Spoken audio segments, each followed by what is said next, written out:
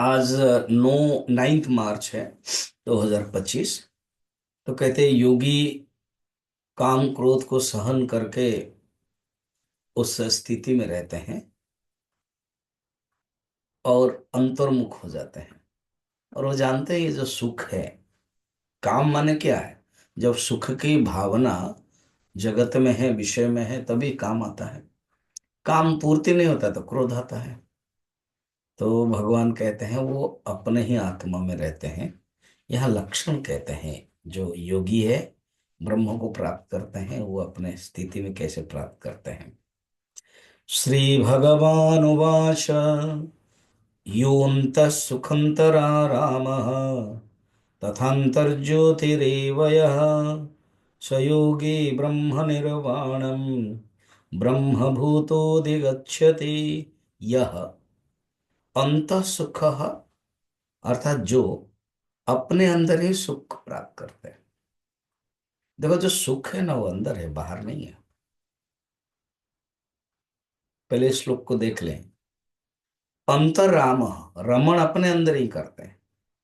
अंतर ज्योति है, जो चेतन तत्व है वो अंदर ही है, वो ही प्रकाशित करता है। एव सह योगी ब्रह्मभूतः, वो ब्रह्म हो गए हैं। ब्रह्मविद ब्रह्मैव भवति, ब्रह्म निर्वाणम गच्छति, वो ही ब्रह्म रूपक मोक्ष जो निर्वाण है वो प्राप्त करते हैं। अंत सुख मैंने अपने अंदर सुख, बाहर नहीं, अंदर है। हम बाहर ढूंढ रहे हैं।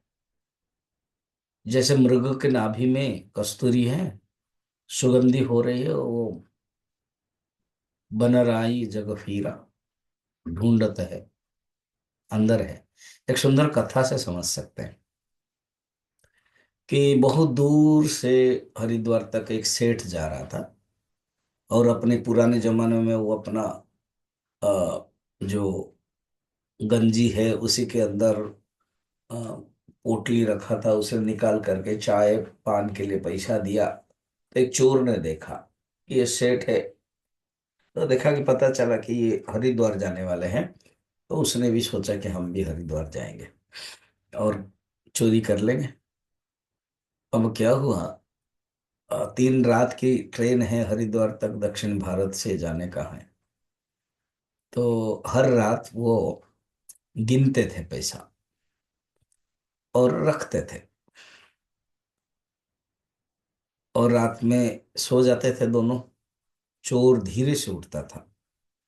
जब ये टॉयलेट जाते थे सेठ, उसी समय वो ढूंढता था तकिया, कपड़ा, पकेट, ये से कहाँ नहीं मिलता था। बड़ा मुश्किल हो गया। एक दिन हो गया, 2 दिन हो गया, 3 दिन, तीसरा दिन भी नहीं मिला। सेम स्टाइल, रात को गिनते थे।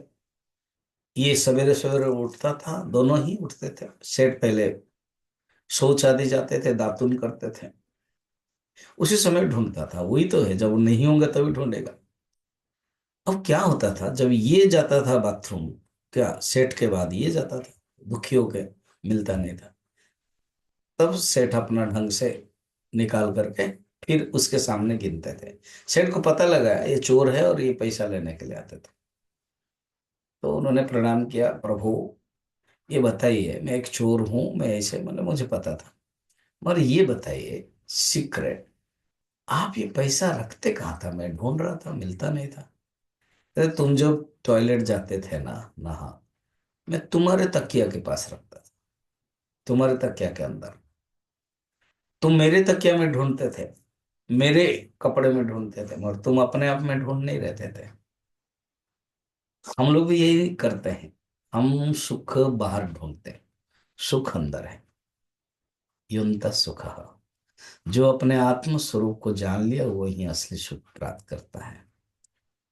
वो असली सुख जानता है। कितना सुंदर सुख के लक्षण है।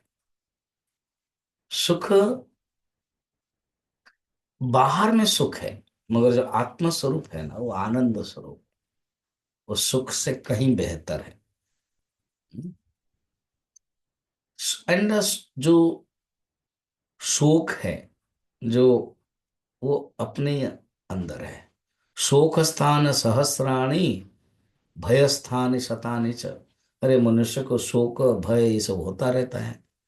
दिवसे दिवसे मूढ़ विशंति न पंडिता, महाभारत में वर्णन है। हर क्षण मनुष्य ये शोक भय में ग्रसित होता रहता है।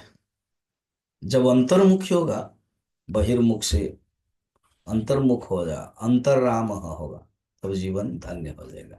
ये बात बताते हैं, फिर कल देखेंगे।